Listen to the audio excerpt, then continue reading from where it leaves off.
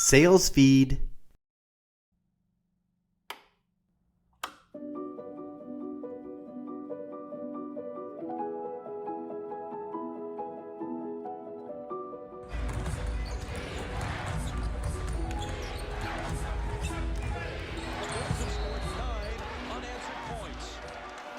It was the 1998 NBA Finals. The Chicago Bulls were down by 1 point and there were just 16 seconds left on the clock. Now, a Utah Jazz player had the ball when it was suddenly stripped away by none other than Michael Jordan. MJ advanced down the court, faced an opponent, dribbled right, cut left, then he saw his moment and he took it. The crowd held its breath. The ball, the last shot ever taken by Jordan, soared through the air and into the net. Chicago with the lead! To clinch the win. The Chicago Bulls had won the championship. The Chicago Bulls! You know, there's something to be said for knowing when to take your shot. In business, it takes more than just knowing when the moment is right. You see, real success is also about having the courage to capture that magic. Today's tale about a risk-taker named Mr. Chabenisky is a perfect example. I'm Andrew Davis, and this is how it all began.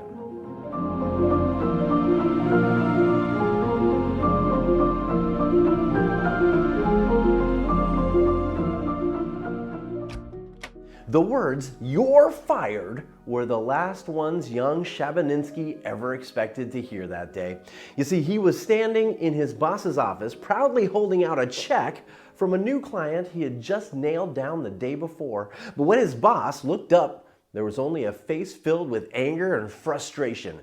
"You're fired," the boss said, and that was that.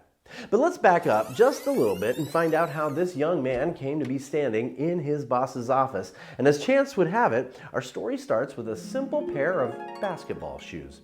You see, a young Chabenisky was just 12 years old when he asked his father for money to purchase a new pair of basketball shoes. And at the time, his working class father had looked away from his poker game down at the shoes on his son's feet. "Those shoes on your feet look like they're working pretty well. If you want a new pair of sneakers, you need a job and you can go buy them." That's the moment the boy first decided to take control of his own fortune. He started buying packs of garbage bags and selling them to his neighbors. His pitch was brilliantly simple. "Do you use garbage bags? Of course you do, but I bet you pay more than 6 cents per bag." Even at this age, young Chabenisky knew he shouldn't just rely on being a cute kid to make the sales. Instead, he understood the value of what he was selling. After earning enough money to buy his new shoes, the boy looked for other profitable shots he could take. And when a local newspaper company went on strike, 16-year-old Mr. Chabenisky ordered papers from a nearby city to sell until the strike was over. Later, he used one of his business ventures, buying and selling rare stamps, to pay for part of his college tuition. And with each passing year, Mr. Chabenisky looked for ways to challenge himself. When his school wouldn't let him take senior level economics, he decided to attend night classes at a local university. This let him skip his senior year of high school to begin college at the age of 17. After transferring to a larger university with a respected business school, he discovered he could sign up for MBA classes even though he was technically a freshman. No one noticed the young kid sitting amongst the graduate students. Left unchecked, the young man got an A in his first MBA class and went on to sign up for even more high-level courses. In fact, he was halfway through the credits he'd need for his master's degree before he was finally caught. It was 1981 when Mr. Chabenisky finally graduated from college and was set loose on the world, straight into a new identity. Yes, by the 1980s, Mr. Chabenisky was no longer known by his real name. Instead, he had been nicknamed Slobbins. Yep, Slobbins. That's because he was living in a 3-bedroom Dallas apartment with 5 other guys, and he didn't even have his own bedroom. In fact, he slept on the couch or even the floor, depending on what time he got home each night. Truly, Mr. Chabenisky didn't even have a closet in the cramped apartment. Instead, he had a pile of stuff in the corner of a room, a pile everyone knew belonged to Slobbins. The young men lived the sort of crazy life only 20-somethings can appreciate, full of weekends watching the Mavs and very poor nutrition. Mr. Chabenisky managed to survive by living on happy hour food. He'd head down to one of the local bars in the city that were offering free food along with the purchase of 2 beers. Sure, it was cheap on dollars, but heavy on calories, and he gained 30 pounds that year. Still, he managed to fit into the business suit he'd wear to his new position as a software salesperson. His salary, $18,000 per year. Each morning, Mr. Chabenisky would go to the local retail store to sweep the floors and open up for the day. You see, the job was fine, well, with one exception. He didn't know anything about IBM computers, and he was going to be selling software. So he started to study the manuals. Every night he would take home a different software manual to read no matter how late he walked in the door. During this period of his life, he discovered that he really loved working with PCs and technology. And on one fateful day, about 9 months into his career as a software salesman, Mr. Chabenisky saw an opening, a chance to go for glory, and he decided to take the chance. Now this leads us back to the day when he heard those fateful words, "You're fired." You see, Mr. Chabenisky was really more of a sales associate, kind of like what you'd find in our modern day Best Buys. And he was supposed to be opening the store that morning, not traveling miles away to sell a bunch of new software to a brand new customer. But Mr. Chabenisky had decided to take his shot, and he got fired as a result. This marked the 3rd job in a row where he'd either quit or been fired in quick succession. It was at that moment something hit home. He was really, truly a terrible employee. Working for others clearly wasn't in his future, but this defeat was only the beginning of Mr. Chabenisky's story. How was he able to ultimately turn his life around? What company would turn him into a billionaire? And what movie did he star in? Well, we'll see after this message from Sales Feed.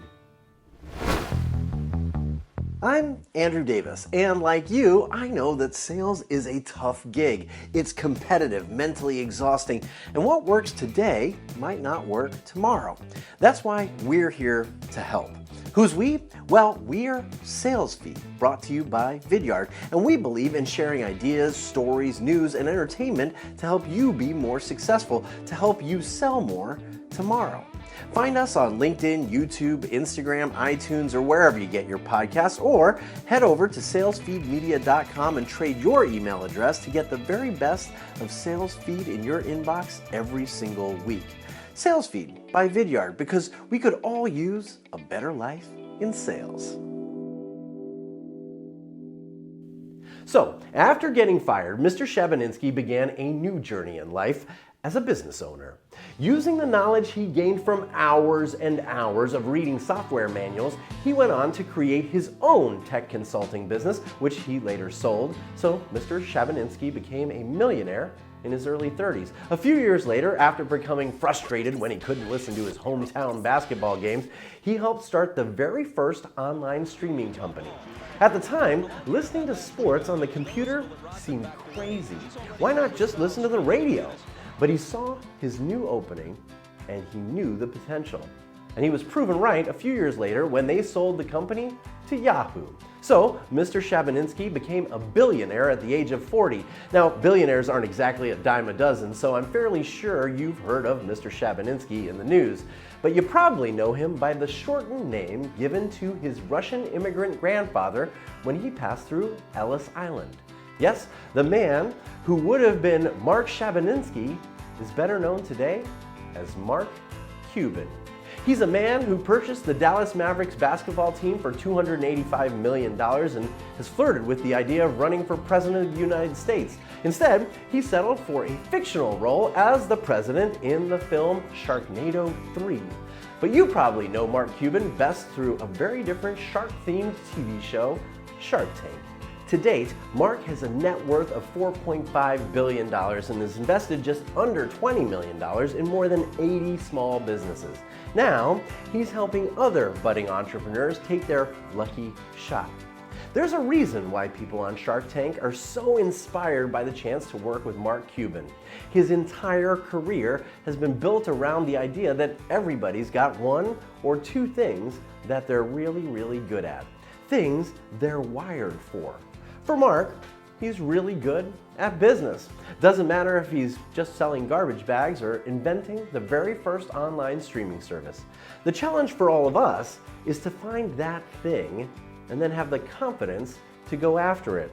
You need to have the confidence to take your shot. Now, maybe you're not interested in starting your own business or inventing a new technology, but where are some other places you can seek out new opportunities? What new trails can you blaze in your own industry? And do you have the courage to just go for it? For Mark Cuban, seeing an opportunity to sell garbage bags and having the courage to take action is how it all began.